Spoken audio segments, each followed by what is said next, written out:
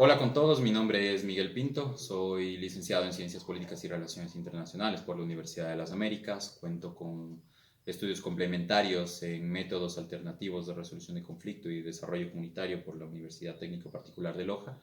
Y en este momento me encuentro culminando otros estudios con respecto al diseño de proyectos de transformación social, gestión pública local y diseño de políticas públicas por la Universidad Austral de Buenos Aires.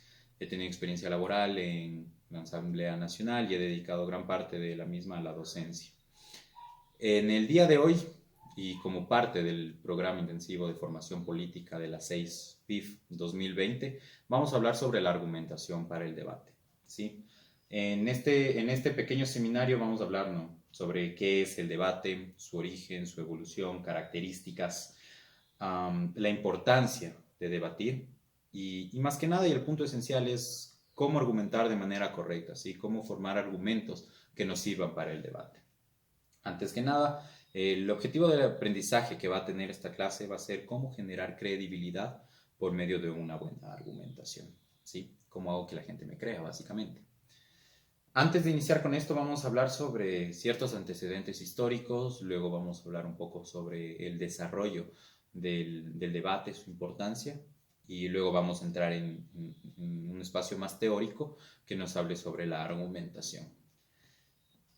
Antecedentes históricos tenemos mucho. Los científicos chinos de la dinastía Zhou utilizaban el debate como un medio de comunicación oral para poder contrastar ideas referentes a los diferentes proyectos que ellos manejaban. Así también podemos referenciar a la cultura india, que tienen una tradición oral muy parecida al debate que se conoce como Veda. O simplemente podemos referenciar al Talmud de los judíos. Es decir, desde las civilizaciones más antiguas comenzamos a entender que el debate ha servido como un proceso de evolución y de progreso para las diferentes comunidades. Existen cuatro etapas históricas que a mí me gusta resaltar con respecto a la evolución del debate, que son la cuna griega, el aporte romano, la Edad Media y, bueno, la actualidad. En la cuna griega, Protágoras de Abdera fue catalogado como el maestro de convencer. ¿Sí? ¿Y por qué? Él pertenecía a la rama de los sofistas. Y los sofistas tenían, aparte de los diversos conocimientos que se manejaban en la época, una referencia bastante simpática con respecto a lo que es el debate. ¿Sí? Y es que para ellos no existían verdades que sean mejores ni peores, sino solo mejor fundamentadas, solo mejor argumentadas. ¿Sí? Ellos entendían que tener razón es objetivamente imposible, pero se puede llegar a un punto alto de aceptación por medio de buenos argumentos. También podemos referenciar a Sócrates por medio de la mayéutica y a Aristóteles por medio de la retórica, más el aporte de los sofistas es lo importante de resaltar en este sentido. Ahora bien, vamos a hablar del aporte romano, y es que Cicerón fue uno de los más grandes pensadores con respecto a la retórica. Y él de hecho contribuye de una manera fundamental para esta materia por medio de su obra de oratoria, donde lista 5 ítems que son esenciales para el orador y subdivide uno de estos ítems, que ya lo vamos a ver más adelante, en elementos esenciales para el discurso. ¿Sí? Él listaba que las tareas del orador deben de ser las siguientes: pensar lo que se quiere decir, ordenar el material, elegir el material, memorizar el discurso, que esta es la parte importante, y cuidar la entonación, mímica y gestos. A su vez, subdivide el discurso en introducción, para llamar la atención y presentar el tema a la gente, explicar el mensaje, y hablaba sobre la argumentación, que es lo más importante, ¿no? ¿Por qué? Porque en la argumentación, para Cicerón servía para dos cosas: para sostener la opinión propia y para refutar la opinión del contrincante. Finalmente nos hablaba sobre un pequeño resumen y la conclusión de lo que se realizaba en este pequeño ejercicio. A partir de esto avanzamos a la Edad Media y aquí podemos decir que el más grande avance fue que se comenzó a enseñar el debate como una materia formal y se comenzó a organizar diferentes torneos de razonamiento crítico en los cuales los participantes no siempre tenían que defender posturas de las cuales estaban de acuerdo, con lo cual podían razonar críticamente inclusive a cosas que estaban en contra. Y finalmente, bueno, nos encontramos con la actualidad, que es bastante evidente tener en cuenta, ¿no? Básicamente todas las ramas de la ciencia utilizan el debate para poder progresar, para poder compartir ideas, para poder refutar las mismas y llegar a puntos comunes. Nosotros estudiamos esto básicamente para fomentar nuestro pensamiento crítico, para tener una comunicación efectiva, para fomentar la investigación independiente y en ciertos casos el trabajo en equipo, o al menos así lo menciona la Sociedad Dominicana de Debate, ¿sí? Los cuales también hacen referencias a la importancia del debate, que es una de las preguntas que nosotros también nos debemos hacer, ¿no? Porque es importante saber esto. Y es que entendemos la importancia de esto, al menos en nuestro ámbito sociopolítico, como una manera de aprender diferentes destrezas que nos sirven para nuestra vida política, ¿sí? Y para el cumplimiento de nuestras responsabilidades como ciudadanos. ¿Por qué? Bueno, pues básicamente porque nos convertimos en ciudadanos más capaces de examinar críticamente los pronunciamientos de nuestros representantes y podemos emitir juicios críticos de manera informada sobre temas cruciales. Seamos participantes activos o pasivos de la política, es decir, actuemos como ciudadanos o estemos en el cargo de los tomadores de decisión. En este sentido, podemos resumir que el debate y su argumentación bueno, que el debate en general se resume en tres puntos, ¿no? Una buena argumentación, una estructura definida para hacerlo y esto nos permite desarrollar habilidades críticas. En términos teóricos podemos referenciar que el debate, según el Centro de Escritura Académica y Pensamiento Crítico de la Universidad de las Américas de Puebla, es una forma de discusión formal y organizada que se caracteriza por enfrentar dos posiciones opuestas sobre un tema determinado. Bastante sencillo. Tenemos un tema, tenemos dos posiciones opuestas, se puede construir un debate. ¿Sí? Ahora bien, antes de esto yo quisiera hablarles de una parte bastante particular y es que nosotros muchas veces nos presentamos a los debates creyendo que hemos conocido o que sabemos sobre una temática en particular y muchas veces omitimos ciertos puntos de vista. Ken Wilber, quien desarrolla bastante el enfoque integral dentro del diseño de proyectos de transformación social, nos habla sobre los 4 cuadrantes del enfoque integral, los cuales se dividen básicamente en individual interior, individual exterior, colectivo interior y colectivo exterior. ¿Qué quiere decir esto? Divide 4 cuadrantes para el estudio de todos los fenómenos existentes dentro de nuestro plano y los entiende por medio de estas funciones de mejor manera. ¿Cómo los entiende? Pues básicamente esto se resume en el primero, en nuestros sentimientos, en nuestros pensamientos, conocimiento de nosotros mismos, nuestra psicología. El segundo, en los actos que nosotros hacemos, en nuestra conducta como tal. El tercero, más ligado a la moral, a la ética, a la idiosincrasia. Y finalmente, nuestros sistemas económicos, nuestro sistema de leyes, la infraestructura, etc. ¿Y esto se resume en qué? En intención, conducta, cultura y sistemas. Cuando nosotros nos permitimos entender los fenómenos que vemos día a día por medio de estos 4 cuadrantes, podemos entender de una manera un poco más holística lo que realmente pasa. ¿Sí? En el momento que nosotros logremos entender qué realmente pasa, tendremos la oportunidad de debatir de una manera un poco, o más bien obtener ventaja al momento de debatir, porque conoceremos el tema a ciencia cierta, por así decirlo. Ahora bien, para debatir tenemos que hablar sobre una cuestión en particular, y es del tema. Y es que nosotros no debatimos en base al tema, ¿sí? Es decir, si el tema es el consumo de drogas en el Ecuador, pues nosotros no nos dedicamos a identificar qué es, caracterizar el tema, a opinar sobre el mismo, sino que más bien nosotros construimos una tesis y esa tesis en referencia al tema es lo que nosotros vamos a defender en nuestro debate. Es decir, nuestro punto de vista con respecto a la temática es lo que nosotros vamos a argumentar. Para esto utilizamos una serie de argumentos. Más que hablarles de qué son los argumentos, voy a hablarles de una serie de ejemplos de argumentos para que se lo pueda hacer de mejor manera. Y es que algunos aparentan ser evidentes, pero muchas veces los olvidamos, ¿sí?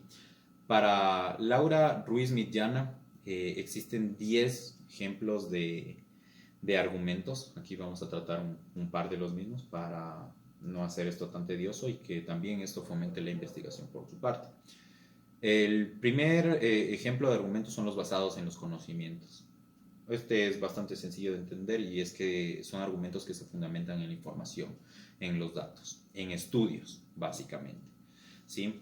Son argumentos que se basan en datos reales y realistas sobre una temática.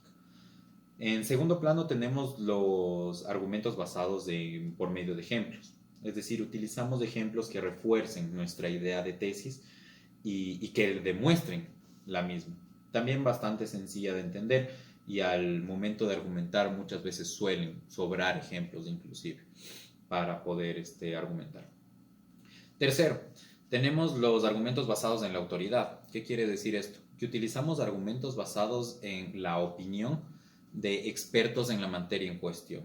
¿Sí? Si estamos hablando del consumo de sustancias estupefacientes, pues nos remitimos a estudios realizados o a pronunciamientos realizados por psicólogos, psiquiatras que hayan realizado diversos estudios con respecto al consumo de estupefacientes y utilizamos estos datos para poder argumentar a nuestro favor.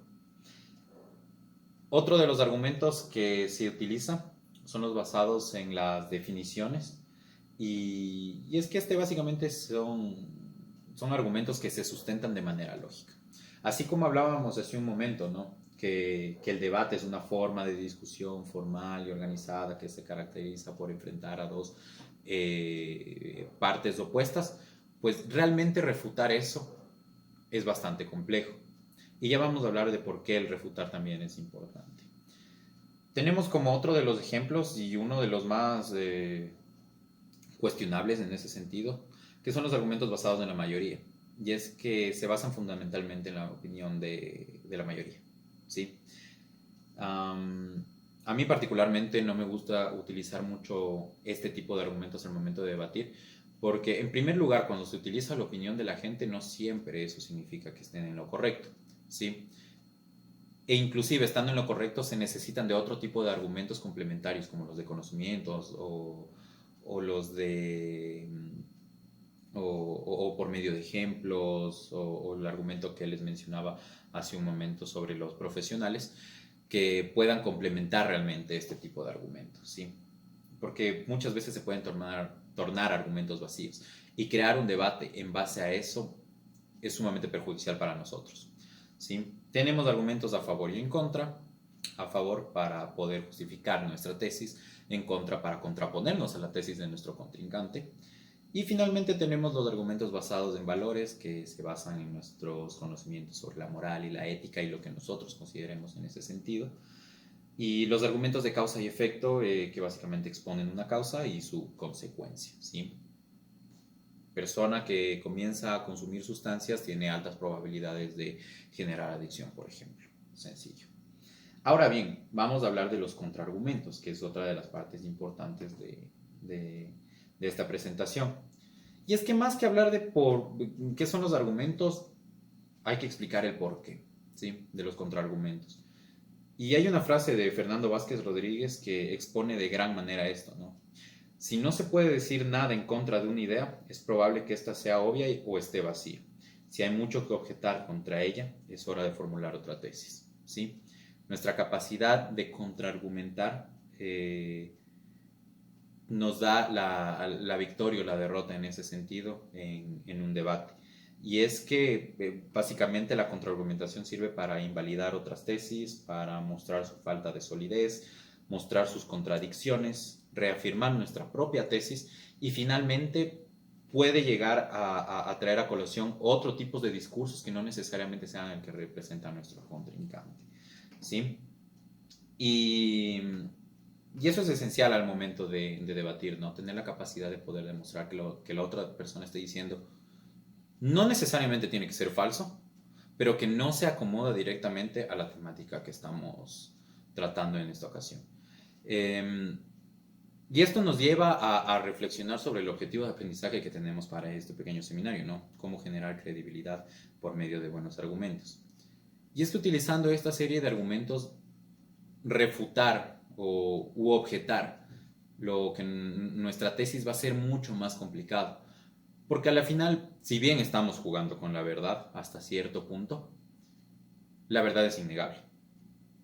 Generar en ese espacio donde todo lo que nosotros digamos pueda ser tomado como una realidad, va a generar que no solo nuestro contrincante, sino que las personas de nuestra audiencia comiencen a creer cada vez más en lo que nosotros mencionamos. Al ser menos cuestionable nuestro discurso, menos cuestionables nuestros argumentos, pues se comienzan a tomar como que son parte de nuestra realidad, que es decir, sean nuestra verdad. Al momento de tener esta verdad, va a ser muy difícil que otros miembros de la sociedad puedan intentar refutar eso, ¿sí? Finalmente, y cabe mencionar, no es necesario contestar, pero son preguntas para generar debate. Se puede argumentar sobre una postura en la cual nosotros no nos sentimos identificados. Es decir, puedo realizar una buena argumentación o puedo defender un punto de vista del cual yo no comparto absolutamente nada. Segunda pregunta, ¿es necesario el debate público? ¿Por qué deberíamos hacerlo? Si no tiene gran fuerza, entonces ¿por qué deberíamos dejarlo para las autoridades? Y finalmente, y una de las preguntas que a mí particularmente más me llama la atención es, ¿existe la posibilidad que el debate argumentado por medio de conocimientos sea más creíble o sea más aceptado por la sociedad que los argumentos basados en las mayorías? Es decir, ¿podemos contraponernos por medio de nuestra ciencia y por medio de nuestro conocimiento al Vox Populi, lo que la gente piensa, y hacerlo de una manera tan eficiente que podamos cambiar ese tipo de argumentos basados en el conocimiento popular? Eso sería toda la presentación, ese sería este pequeño seminario. Les dejo mis redes sociales, ya sea para consultas o para retroalimentación, que también sería maravilloso. Twitter e Instagram como mpintoalemán. Mi número telefónico es del 097 90 90 712. Y bueno, me despido no sin antes mencionarles que el siguiente seminario sobre medios de comunicación va a ser expuesto por Carlos Chamorro. Y nada, espero que esto sea de ayuda para en un futuro. Que tengan una buena tarde.